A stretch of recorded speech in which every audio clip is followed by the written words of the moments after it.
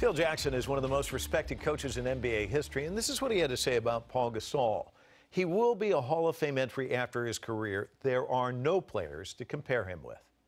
The 7-footer helped Jackson win 2 NBA championships. In 2001, he broke into the league and quickly captured Rookie of the Year honors. But before he brought his game to the United States, he'd already demonstrated his skills in his home country of Spain. And he's never forgotten his roots, returning to help Spain win a gold medal in the 2006 FIBA World Championships. He was also the MVP of that tournament. He also guided Spain to a silver medal at the 2008 Olympics in Beijing. He's huge on social media, where he tweets in both English and Spanish, helping him to rack up close to 3 million followers on Twitter. But it's his heart that separates him from so many other athletes. His work as a UNICEF ambassador has taken him to Syrian refugee camps. He's also been to South Africa, Angola, Chad, and Ethiopia to promote child survival and development programs. I recently sat down with him at the Chicago Bulls training facility to talk about his philanthropic enterprises and why he is so committed to UNICEF's mission to advocate on behalf of the world's children. Well, first of all, I want to start this by saying I'm over it. I grew up in L.A. I'm a Lakers fan. I'm okay with talking to you now. I was a little mad. How about those Laker fans? Did they get pretty upset? I mean, you were such a part of that team. Yeah, I think some fans handle it differently, and I understand the disappointment at first, reaction, you know, it was hard for me to make that decision. I felt very much at home in L.A. I'm very loved and supported by all fans, and so it was very hard for me to leave and put that behind me. But it's always going to be in me, it's part of me. I have great love for the franchise, the city, the fans. I've lived incredible times in Los Angeles with the Lakers. So anyways, but it was the right time for me to kind of move on and put myself in a different situation after what I went through the last couple of years. It was interesting. I watched your Twitter interview where you answered all these questions from fans. And I thought it was really interesting when somebody asked, what is it you like most about Chicago? And you said, the team. That's why I came here, right. Because of the opportunity to get another championship. Exactly. Describe for us what it's like to win one of those rings, to win it a second time.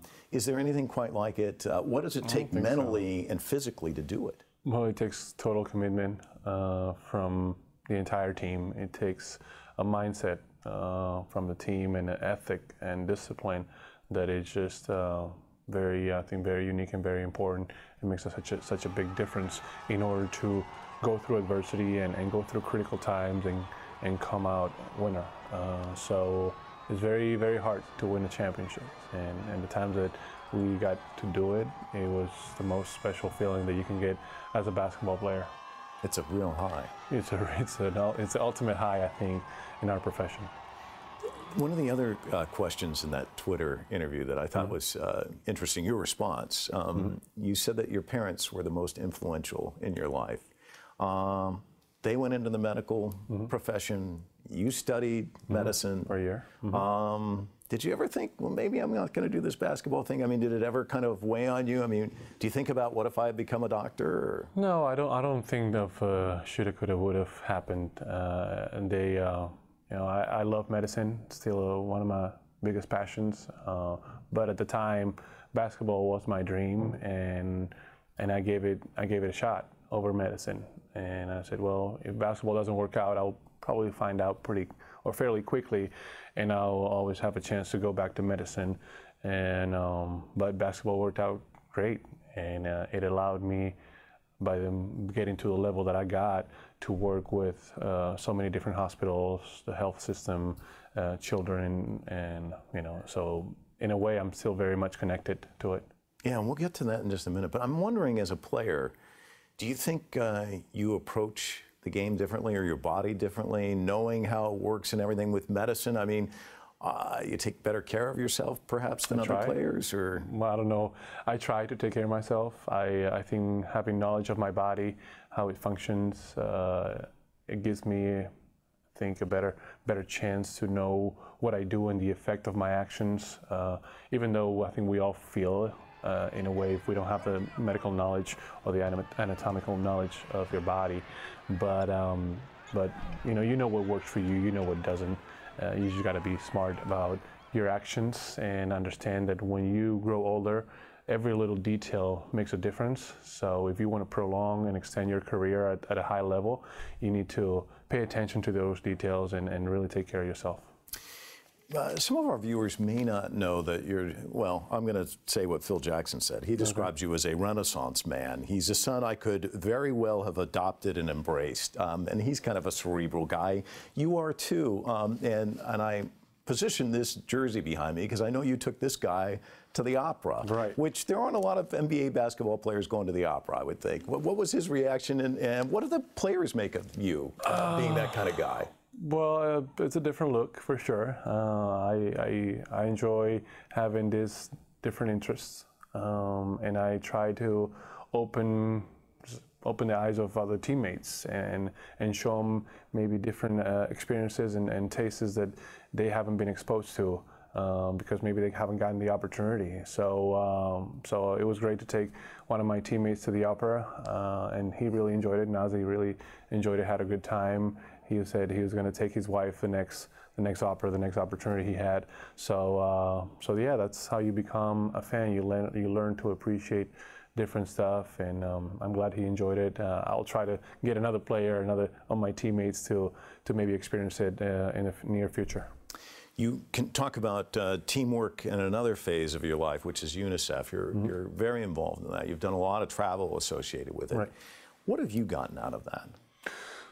So much. UNICEF is an incredible organization.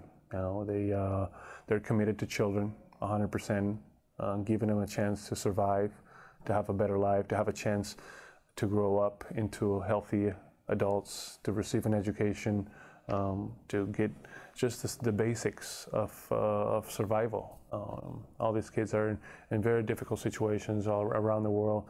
And I've had a chance to see it and experience it myself with my very own eyes, and it's made a big impact, obviously, in my life. It's given me perspective, appreciation of how lucky we are, and sometimes we just take so much for granted, and how many people, millions of people, and children, vulnerable, innocent children, that don't have those opportunities, don't have access to so much that we just take for granted. So I think it's important for me and for people that are involved with the UNICEF and other organizations that do the same type of work to kind of voice what we see, what we experience, and inform the rest of the world what's going on in those places. So because it makes a big difference, and they depend on our contribution and our awareness.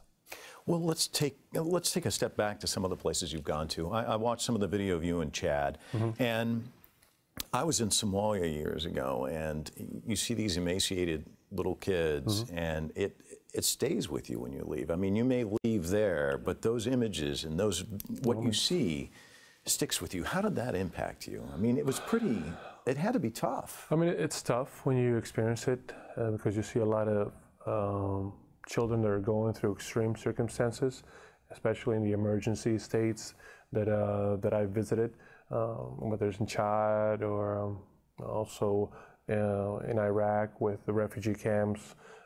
There are those kids, like I said, they're fighting for their lives, and they rely on our support and organizations like UNICEF supporting them and giving them a chance to move forward and have a chance. So those experiences definitely stay with you, but to me they are enriching. They are, they give me perspective, and it makes me feel fortunate that I can actually be there to support them, because I feel like I'm helping them out and kind of sharing those experiences with the rest of the world, whoever wants to listen, which is important, and it's a key part. And you mentioned Iraq. Those were kids who left Syria. So, I mean, you're somebody who really recognizes the tentacles of war, that it's not just in where the war is occurring, it's outside it. What would be the message you would give to people watching this who don't really have an understanding of the impact of war? Well, it's, it's hard. it's hard. It's a hard situation because it's an ongoing war still. You talking about children and families that have to leave everything behind them, their lives, their houses, flee to a different country with nothing with them. And now all of a sudden they live in refugee camps, they live in tents, and they are relying on support of great organizations to provide food, clean water, schools, so they can continue to receive an education. So that generation of children is not lost, and they can continue to be kids, to grow into healthy kids. And hopefully one day, obviously their dream is to go back to their homes, their country, when the conflict is over. But the conflict is an ongoing thing to this day. So we have to be aware that that's happening, and that we should be conscientious about it. One of the spots that's on YouTube that you can watch, you actually took the words of a young boy after Typhoon Haiyan and read those words. And very impactful what you have to say. And then, of course, it dissolves into the child saying the same thing. Our school was once beautiful, but now it's gone. I love my teacher very much, but she got trapped inside her house and she drowned. I want to turn back time, but I can't. Gusto ko lang balik at turas, kaya ko natikuan. Narawaray naman.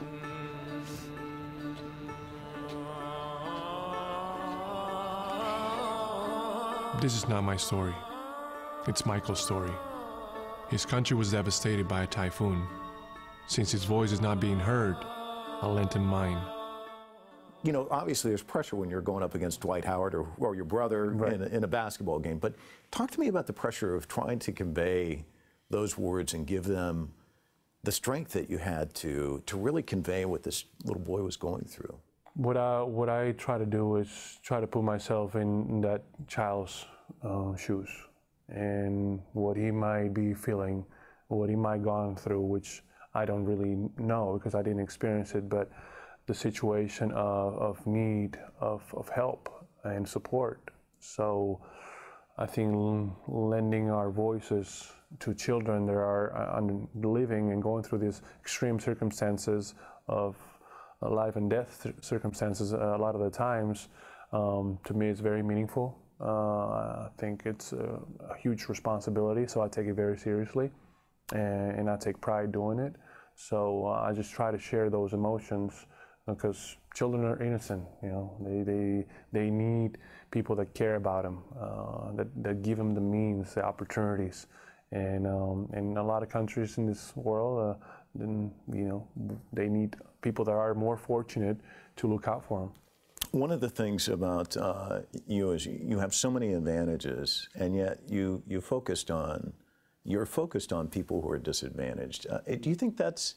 I know we talked a little bit about your parents. Is that the upbringing that you had? I mean, do you think, is it just something where you feel like, I've been given so much, I've got to give back, or what goes through your mind? I think a mix of different things. I think the education and the upraising of our parents was important and key, but also the feeling of, man, I've been given so many great opportunities, and just by the fact of being born in Spain, I've had a great life, a great childhood. And I've been able to turn into a healthy adult with a lot of success. So a lot of kids don't get those opportunities just by being born somewhere else. So it's just, to me, there is a sense of giving back for sure, a sense of responsibility. Because, like I said, to me, I hit the lottery. It's hard to meet people who've hit the lottery. It's really tough to go to a family and find two that have hit the lottery. Oh, yeah. You play against your brother all the time. What's that like? It's fun. I mean, it's competitive. We both compete, and we also have fun. We both love the game, and I think we're a very lucky family. We have two individuals that have been able to play at this level of basketball in the best league in the world, and achieved I think so much already. Hopefully we'll continue. But it's just the love and dedication to the game that goes into it. But how much I think we've gotten, and so far it's been incredible. We're just so thrilled and humbled by what we're experiencing. And who could have said? I mean, who could have known that we would have been at this point in our lives? It's pretty amazing when you think about it. The Van Arsdales, who played in the NBA for years, brothers, competed against each other for years, as you have done with Marc. Right. But their last season in the NBA, they played together with the Phoenix Suns. I mean, did the two of you ever kick around the idea, well, maybe towards the end of our career, wouldn't it be great if we were on the same team together? Or is it just, if that happens, it happens? Yeah, maybe. But, I mean, it would be great, and it's an attractive idea.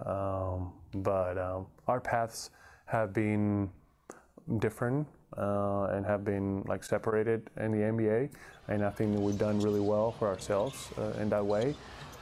If one day we get that opportunity, it would be cool. It would be fun to spend more time together as brothers. But and hopefully fight for something special. Maybe if we had a chance to be in a really good team and try to win a championship together, that would be amazing. But it's things that you don't really think about. If they happen down the road, if that opportunity kind of comes up, we'll see. We'll definitely evaluate it. But right now, we just focus on our situations, present situations at least. Exactly. As varied as you are, and with such interests kind of all over the place, at some point, every professional athlete has to think about life after the NBA. Given the fact that you have such varied interests, where do you see yourself going after you hang up the jersey for the last time? Oh, well, I see myself first continue to be connected to sports at some level. Don't know exactly at which level, but I want to continue to utilize my knowledge and experience to have a positive impact. And then what I want to really focus on is on our foundation that we just, a year and a half ago, we just funded the Gasol Foundation, and we're putting a lot of time, a lot of energy, a lot of passion into it. We really want to help kids grow up healthier with exercise and healthy nutrition. And so we're putting up together a really nice team of people, professionals that are going to make a big difference. And it's going to be, my goal is that it's above and beyond Marc and myself. So that the impact that the foundation can have, it's long-term and beyond our lives. And you mentioned the foundation. You go out on that basketball court and you win a couple of rings, which is extraordinarily difficult. You think you ought to just take a step back, that's enough. But now you're taking on obesity, which is a really tough epidemic.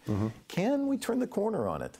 I think we can. I think with awareness and collective effort, I think we can. I think it's just a matter of letting people know what's going on, understand these are the facts, and this is where we are going to end up, and your children are going to end up if we don't do something about it.